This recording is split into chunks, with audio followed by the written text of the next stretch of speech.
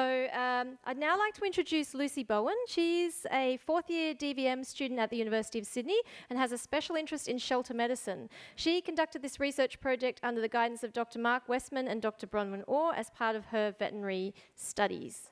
Thank you.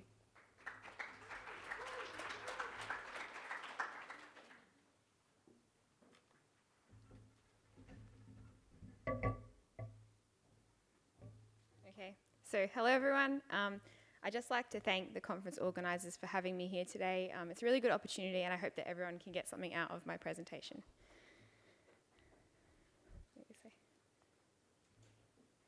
So basically, the study, as Anne said, was made of myself and then Dr. Mark Westman, who was my supervisor, and he was really helpful just with everything and then cracking the whip when needed.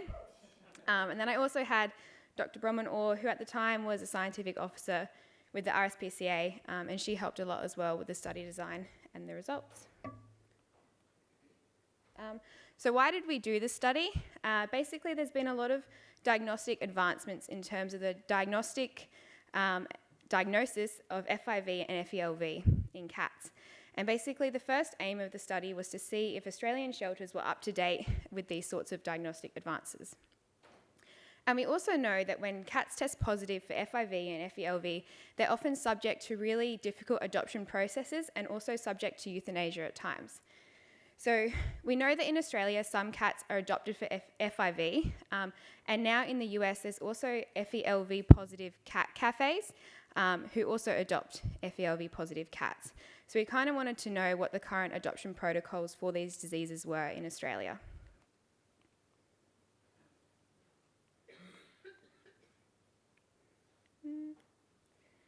So just a bit of background, Vivian said before, but FIV is a retrovirus, which is highly mutable. So basically it can change its structure really easily and readily.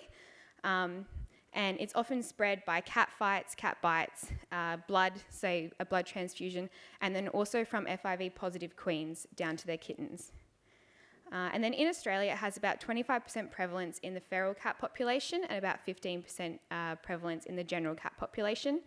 And due to the behaviour of the virus being highly mutable, the vaccine is only 56% effective in Australia. And then FeLV is also a retrovirus, and it's transmitted via much closer contact, so mutual grooming, sharing of feed bowls and water bowls, and then also from blood as well. In Australia, it has a much lower prevalence of about 2%, but the vaccine is actually a lot more effective, having about an 80 to 90% protective rate.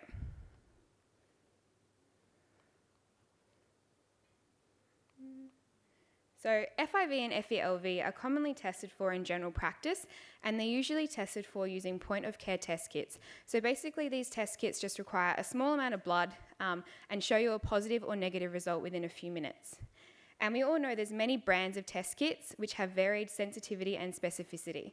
And basically this means that depending on the test kit, you're at higher or lower risk of getting a false positive, meaning that a cat will test positive even though it's negative for the virus, or it will test you'll get a false negative, meaning that it's testing negative, but it's actually positive for the virus.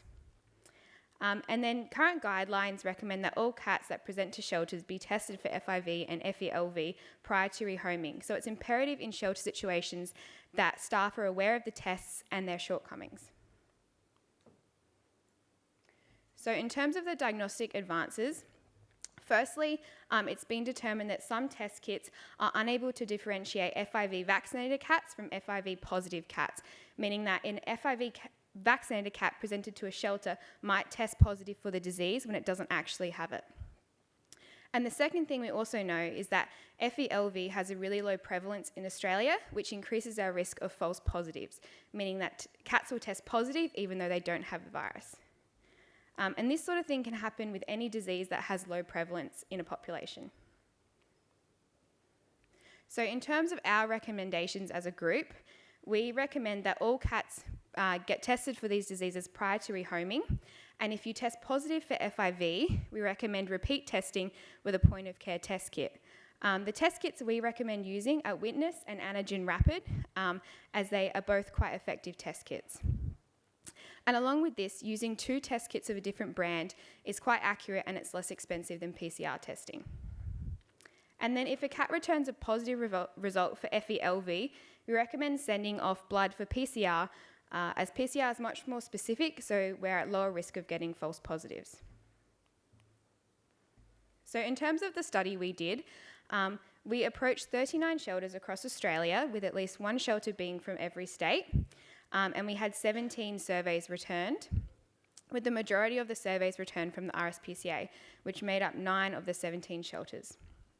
And then we used a previous internal survey, which was conducted by the RSPCA as a template, and we just tweaked it slightly to suit our aims.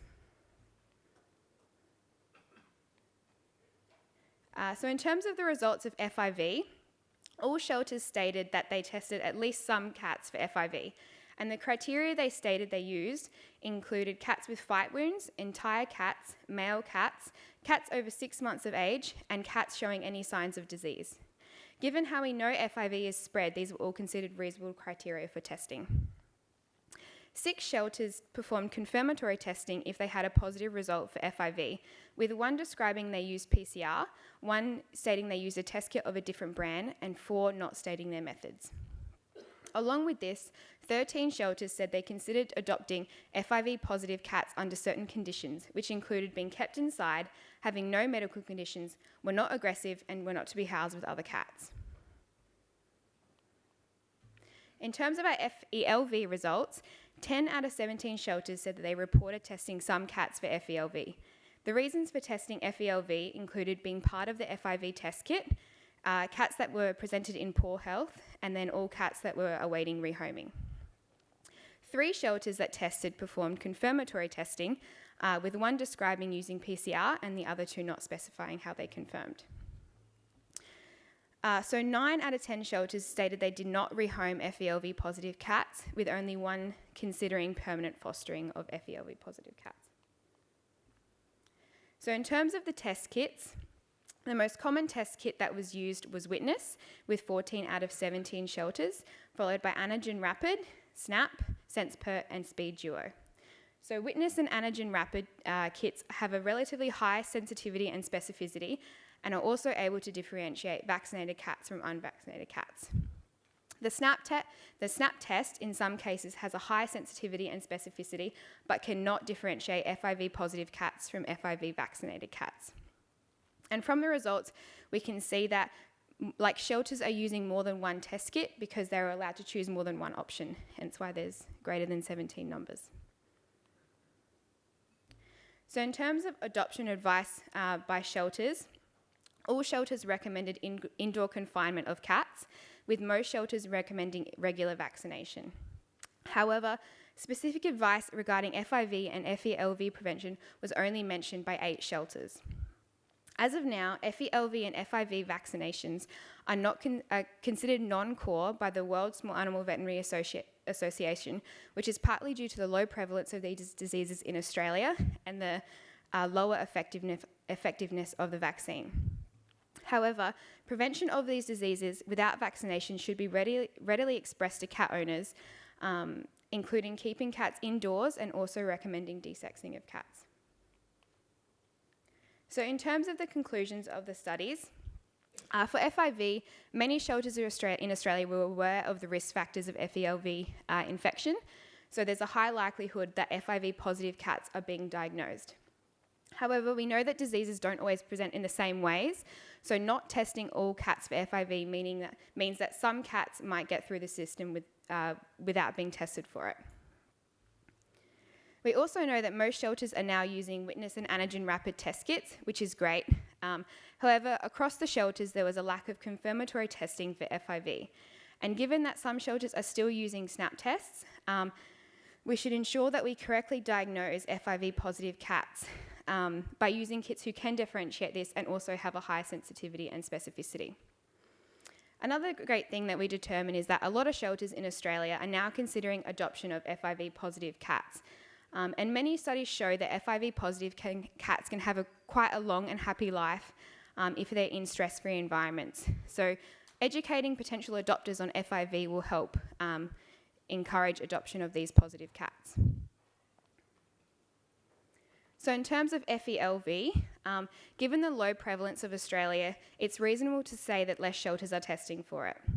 And given that FeLV positive cats showed generalised signs of disease, the criteria that shelters stated was quite reasonable. Of the shelters that tested for FeLV, only 1/3 used confirmatory testing. And due to that risk of false positives, there's also a risk that some cats are testing positive for FeLV when they don't actually have the virus. And considering a lot of FeLV cats are euthanized in this situation, we want to get our diagnosis right. So in terms of some future direction of the study, we only surveyed 17 shelters, so it would be great to survey more shelters around Australia. And then along with this, 7 shelters said that they didn't test for FeLV, which was interesting considering many shelters use the dual kits, so this question might need to be revised in the future. And then hopefully from this study, shelters can sort of design a protocol around the testing of FeLV and FIV to ensure that we correctly diagnose these cats and maintain good animal welfare standards across Australia.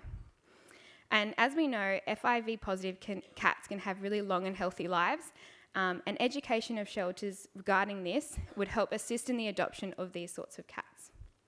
And that's it. Thank you.